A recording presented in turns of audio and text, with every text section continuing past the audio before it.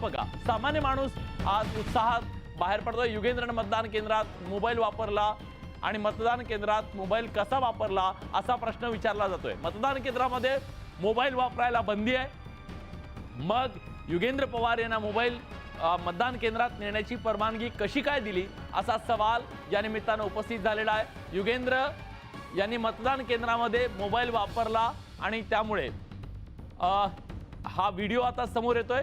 मतदान केंद्रामध्ये त्यांना मोबाईल नेण्याची परवानगी कुणी दिली हा सवाल उपस्थित केला जातोय। एक नवा वाद या निमित्तानं निर्माण झालेला आहे।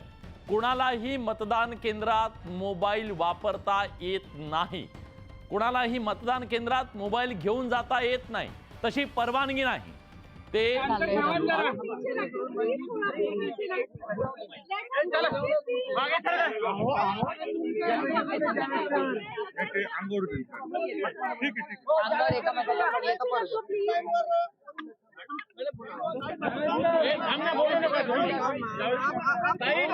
मतदान केलंय आणि मतदानाच्या आदल्या दिवशी ठरवून तुम्हाला बाहेर काढली गेली, तुम्ही त्याचं उत्तर दिलं आहे।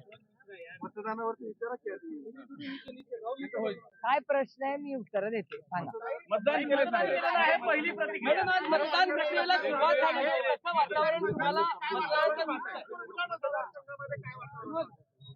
अरे मेरे मोबाइल आ रहा है भाई, अरे ऑलरेडी है तुमचा। आईडी दिख रही है।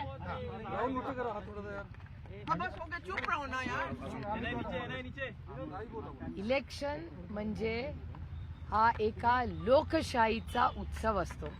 तो शांततेच्या मार्गाने पारदर्शकपणे व्हावा असा सगळ्यांचाच प्रयत्न असतो।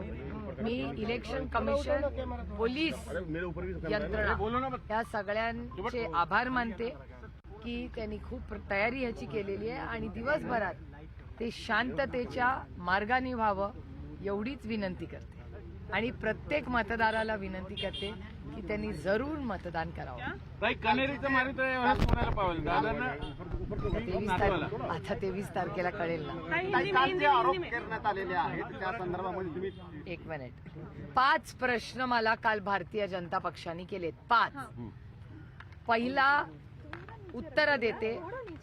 पहिला प्रश्न, त्याचा आरोप आहे नाही नाही नाही नाही नाही। माझा एकतर ती ऑडिओ क्लिप मध्ये माझा आवाज नाही, कोणी चेक करावं। एक दुसरा, माझा या कुठल्याही संबंधात नाही। आणि काय त्यांचं नाव, त्रिवेदी ना,